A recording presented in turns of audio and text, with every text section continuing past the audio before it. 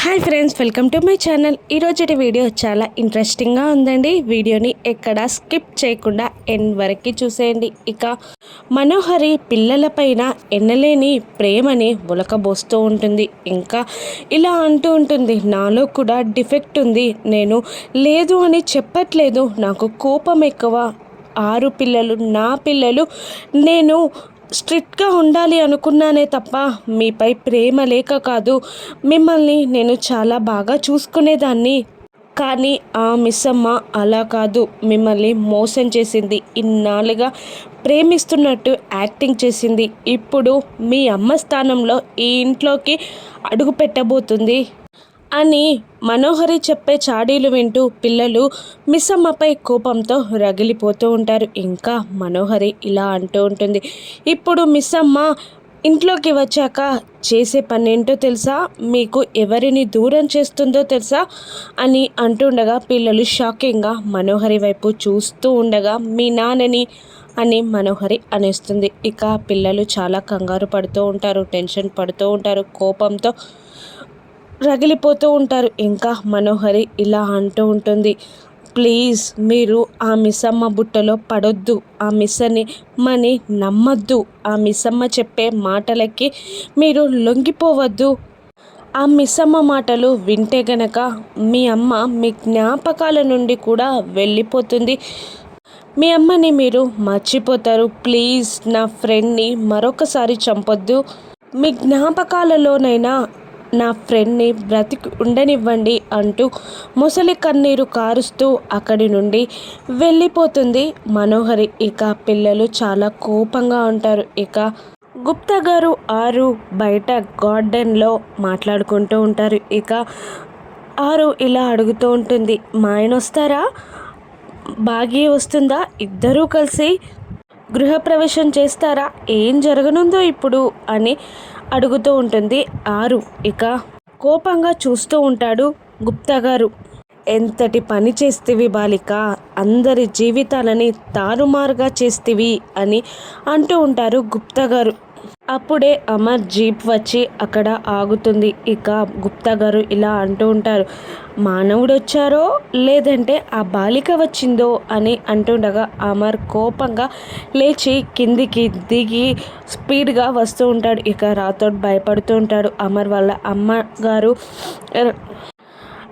అమర్ అమర్ అమర్ అని అరుస్తున్నా కూడా అమర్ మాట వినడు. ఇక ఆవిడ అమ్మగారు మెల్లిగా అమర్ కన్నా ముందు ఇంట్లోకి వెళ్ళి అమర్ని గుమ్మం ముందే ఆపేస్తుంది. ఇక ఇలా అంటూ ఉంటుంది, పెళ్ళి చేసుకొని ఇంటికి వచ్చాక ఒక్కనివే అలా వెళ్ళకూడదురా, ఇద్దరూ కలిసి జంటగా దిష్టి తీయించుకొని మరీ లోపలికి రావాలి అని అంటూ ఉంటుంది నిర్మలమ్మ గారు. ఇక అప్పుడు ఇలా అంటూ ఉంటాడు అమర్, లేదమ్మా, ఇటువంటివన్నీ నాకు ఇష్టం లేవని నీకు తెలుసు కదా, నేను చెయ్యనని తెలుసు కదా అని అంటూ ఉంటాడు అమర్.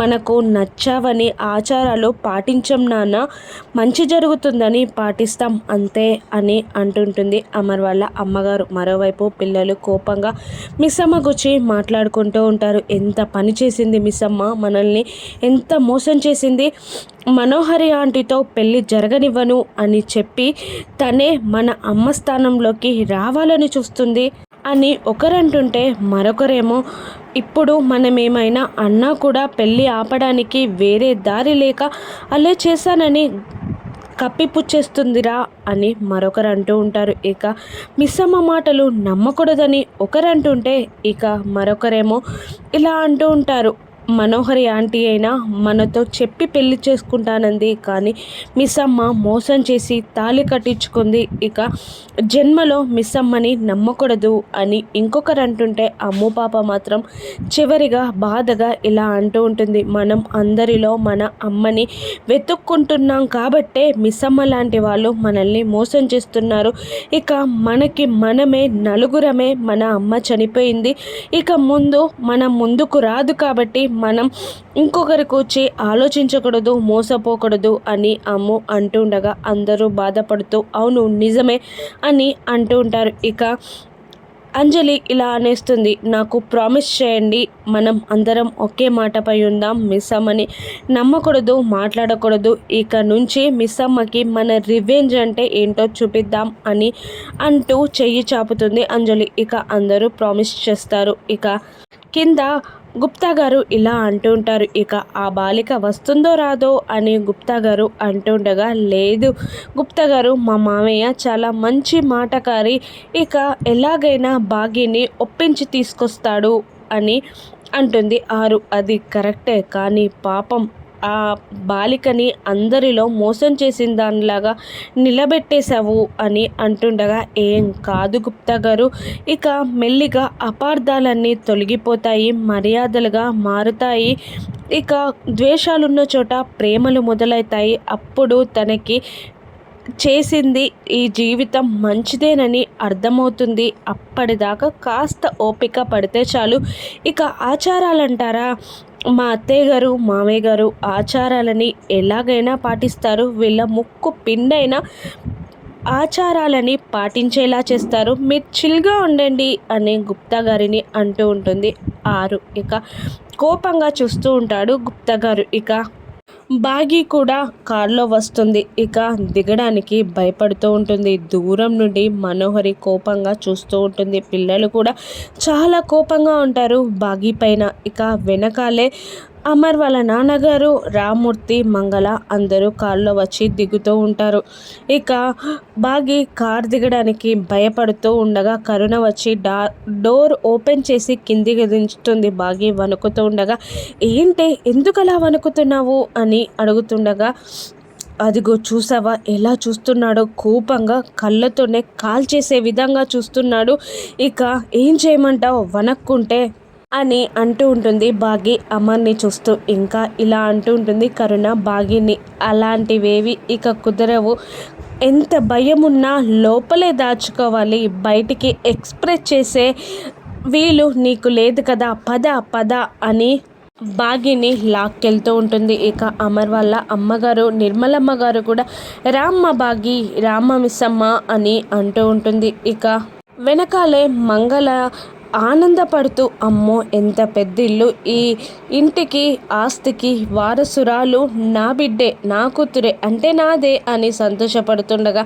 మంగళ కూడా దూరంగా ఉన్న మనోహరిని చూస్తూ భయపడిపోతుంది. అమ్మో ఈవిడ అసలే పాము లాంటిది, ఇక ఇప్పుడు ఈ పగ ఇంకా విషమయమయ్యుంటుంది, అమ్మో బాగి కాస్త ఏమరపాటుగా ఉన్నా కాటేసి చంపేస్తుంది అని మనసులో అనుకుంటూనే వస్తూ ఉంటుంది. ఇక అమర్ బాగికి కాస్త దూరానుంటాడు. ఇక బాగి అమర్ని చూస్తూ భయపడిపోతూ వణికిపోతూ ఉంటుంది. ఇక రామ్మూర్తి ఇలా అంటూ ఉంటాడు అమర్ని, క్షమించండి బాబుగారు, అది అలా జరిగిపోయింది, అసలు అది ఎలా జరిగిందో కూడా అర్థం కావట్లేదు అని రామ్మూర్తి అంటుండగా, ఇక అదేంటి అలా మాట్లాడుతున్నారు, బంధువులయ్యాక ఇక బంధుత్వంతో పిలవాలి అని అమర్ వాళ్ళ నాన్నగారు అంటూ ఉంటారు. ఇక అమర్ మాత్రం కోపంగా ఇలా అంటుంటాడు, మోసంతో కూడిన బంధుత్వం అవసరం లేదు, అయినా మీ అమ్మాయి చేసింది పొరపాటు కాదు,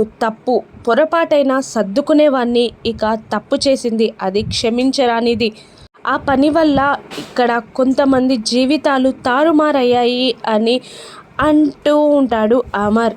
ఇక అమర్ వాళ్ళ నాన్నగారు కోపంలో కూడా అలా మాట జారొద్దు అమర్ అని అంటుండగా, రామ్మూర్తి పర్లేదయ్య గారు, బాబుగారి కోపం ఆవేశం నాకు అర్థమవుతున్నాయి అని అంటూ ఉంటాడు రామ్మూర్తి. ఇక అమర్ వాళ్ళ అమ్మగారు నిర్మలమ్మ గారు, రామ్మ వచ్చి అమర్ పక్కన నిలబడు, ఏం ఇబ్బంది పడాల్సిన అవసరం లేదు అని ఆవిడ అంటుండగా, ఇక బాగి కళ్ళతో అది డేంజర్ జోన్, వద్దండి ప్లీజ్ ఆంటీ అని బ్రతిమిలాడుతున్నా కూడా రామ్మ ఏం కాదు అని నిర్మలమ్మ గారు అంటూ ఉంటారు. ఇక కరుణ మెల్లిగా తోసేస్తుంది. ఇక బాగి వచ్చి అమర్ పైన పడుతుంది. ఇక అందరూ ఆ అని నోరు పైన వేలు వేసుకుంటారు. ఇక భయపడుతూనే బాగి దూరం జరుగుతుంది.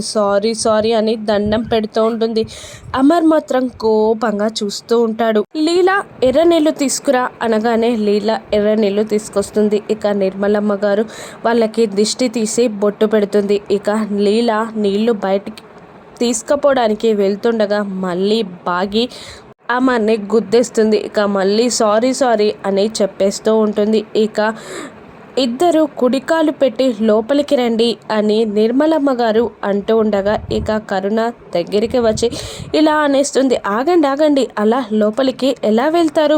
ఒకరి పేరు ఒకరు చెప్పుకొని వెళ్ళాలి కదా ఆంటీ, ఏమంటారు మీరు? ఇది సాంప్రదాయం కాదా అని అనేస్తుంది కరుణ. అవును, సాంప్రదాయమే అని నిర్మలమ్మ గారు కూడా అంటుంటారు. ఇక అమర్ వాళ్ళ నాన్నగారు కూడా చెప్పమ్మా అని అంటుండగా ఇక అమర్ కోపంగా చూస్తూ ఉంటాడు బాగిని. ఇక బాగి ఇలా అంటుంటుంది, అది కాదంకుల్, ప్లీజ్ అంకుల్, వద్దంకుల్,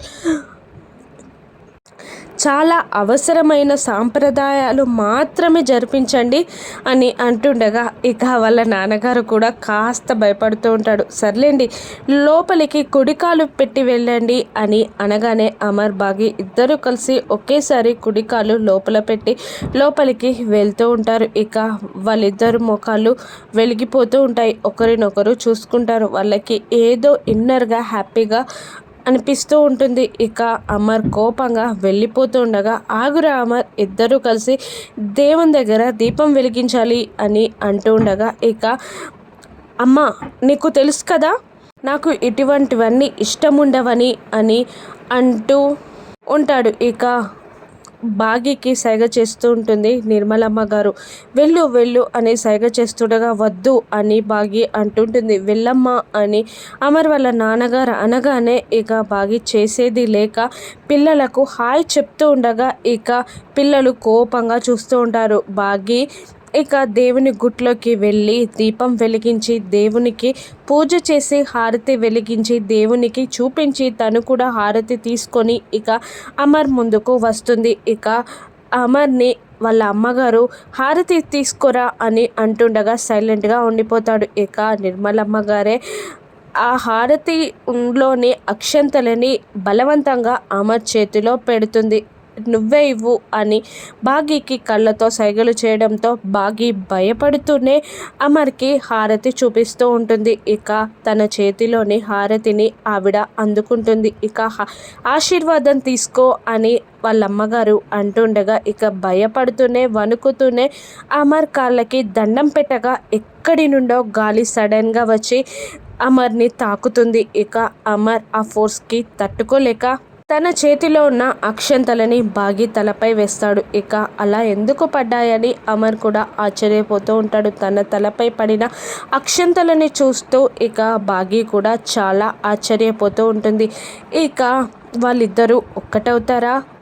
రాత్రికి ఫస్ట్ నైట్ ఏర్పాట్లు చేస్తారా? అమర్ ఏమననున్నాడు? పిల్లలు బాగిని అర్థం చేసుకుంటారా? రాను ఎపిసోడ్స్లో చూద్దాం. Thank you for watching.